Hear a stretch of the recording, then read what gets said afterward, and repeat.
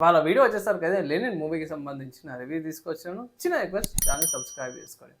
ఇక్కడ స్టోరీ ఏంది, కాన్సెప్ట్ ఏందంటే మొత్తం సింపుల్‌గా ఏం లేదు. ఇక్కడ ముందే చెప్తున్నాను.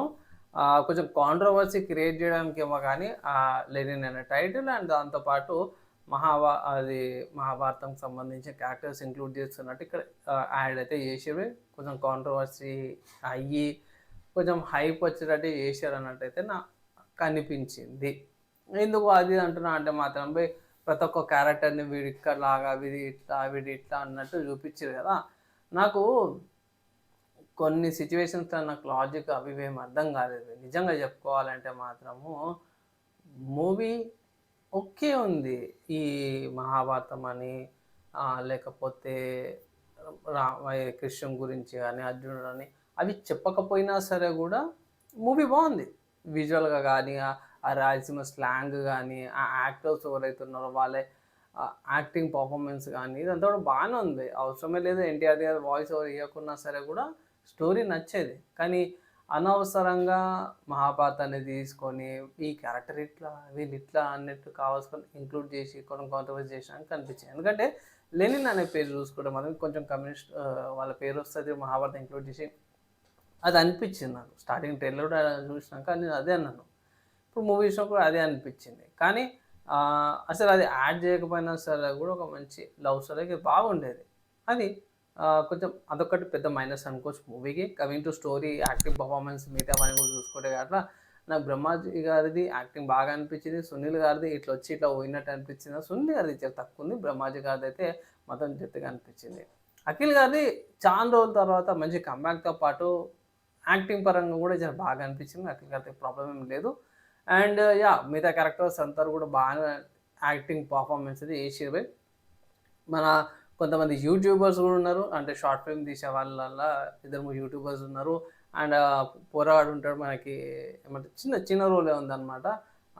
ఏమంటారు జాతరలో ఉంటది కదా! జాతరలో ఒక సీన్‌ల సంక్రాంతికి వస్తున్న చిన్న పోరడు ఉంటాడు. ఆ పోరడు ఇంట్లో ఉంటాడన్నమాట.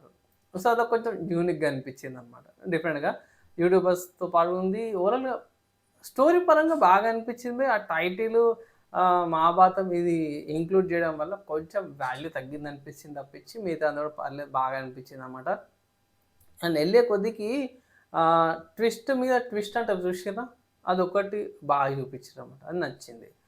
అండ్ ఓవరాల్‌గా అంతా బాగుంది కదా! ఫైనల్‌గా రేటింగ్ ఎంత ఇస్తావు అని నేను 2 ఔట్ ఆఫ్ 5 ఇస్తున్నా అనేసి అంటాను. ఎందుకు అంటున్నానంటే ఇక్కడ శివాజీ క్యారెక్టర్ ఎవరైతే ఉన్నారో ఆహ్, తొక్కుతున్నట్టు చూపిచ్చి అండ్ ఆల్సో ఈ మిగతాలో ఎవరు బొట్టు పెట్టుకోరు.